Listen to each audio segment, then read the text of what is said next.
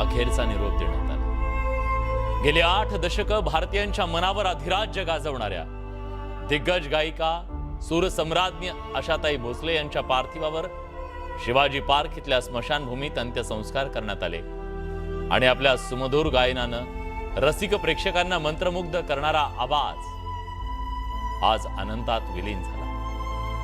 रविवारी 12 एप्रिलला वयाच्या 93व्या वर्षी आशाताईंनी मुंबईतल्या ब्रिज कँडी रुग्णालयात अखेरचा श्वास घेतला। त्यानंतर आज लोअर परेल इथल्या निवासस्थानी त्यांचं पार्थिव अंत्यदर्शनासाठी ठेवण्यात आलं। सिनेसृष्टीपासून राजकीय नेत्यांपर्यंत अनेकांनी त्यांच्या पार्थिवाचं दर्शन घेत त्यांना श्रद्धांजली वाहिली। त्यानंतर संध्याकाळी 4 वाजता शिवाजी पार्क स्मशानभूमी त्यांच्यावर अंत्यसंस्कार पार पडले। यावेळी मुख्यमंत्री दोन्ही उपमुख्यमंत्र्यांसह इतर महत्त्वाचे नेते तसंच सेलिब्रिटी उपस्थित होते। शासकीय इतमामात पार पडलेल्या अंत्यसंस्काराच्या वेळी पोलीस दलाकडून आशाताईंना सलामी देण्यात आली।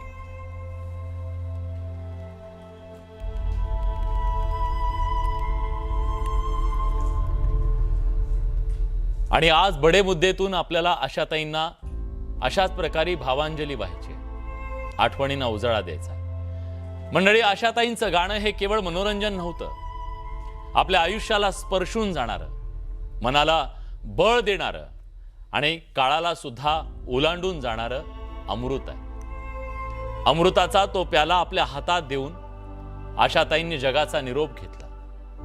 आशाताईंच्या जाण्यानं भारतीय संगीताच्या आकाशातला एक अढळ ध्रुव तारा निखळून पडला। 7 दशकाहून अधिक काळ आपल्या अद्वितीय स्वरांनी रसिकांच्या मनावर अधिराज्य गाजवणं सोपं नाहीये। 3 पिढ्या झाल्या, 3 पिढ्यांना सुद्धा ही गायिका आपली वाटली। आशाताईंनी जे करून दाखवलं तो चमत्कार वाटावा अशा पद्धतीने त्यांनी या संगीताची सेवा केली। आशाताई म्हणजे केवळ एक नाव नाही, जिवंत इतिहासाची साक्ष होत्या। दैवी सुरांची देणगी लाभलेल्या लता दीदींच्या सावलीत स्वतःची एक स्वतंत्र ओळख निर्माण करणं एखादं शिवधनुष्य पेलण्यासारखं होतं। पण आशाताईंनी ते केवळ समर्थपणे पेललं नाही, आपल्या आवाजाच्या जादूने एक वेगळं युग निर्माण केलं। त्यांच्या गायकीतली बहुरंगी छटा, विविधतेची श्रीमंती आणि भावविश्वाचा अफाट असारा सगळा पट जो आहे तो त्यांच्या असामान्य प्रतिभेचं द्योतक म्हणावं लागेल।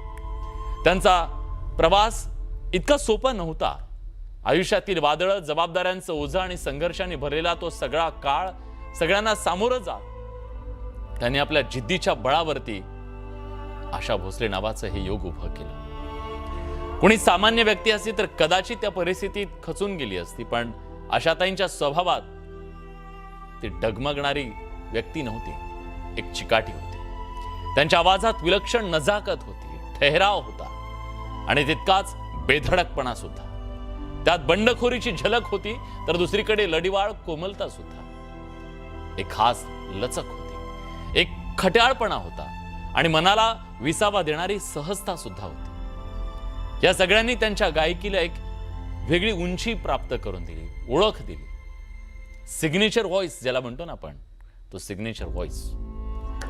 इन आंखों की मस्ती मध्ये त्या जणू मखमली स्पर्शासारखा आपल्याला भासून जातात, स्पर्श करून जातात. दम मारो दम मध्ये आपल्या बंडखोर स्वर उभा करतात. मराठी भावगीतांमध्ये तर त्यांच्या आवाजाचा गोडवा आहे ना, काळजाला भिडतो.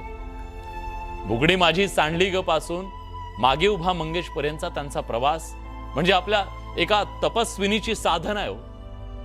अष्टपैलुत्व म्हणजे काय हे जर कोणाकडून शिकायचं असेल तर ते आशाताईंकडून शिकायला. त्यांनी ज्या उंचीवर आपलं स्थान निर्माण केलं ना, त्याला म्हणतात अढळ स्थान. ते केवळ प्रतिभेचं नाही, अथक परिश्रमाचं आणि निष्ठेचं फलित सुद्धा आहे.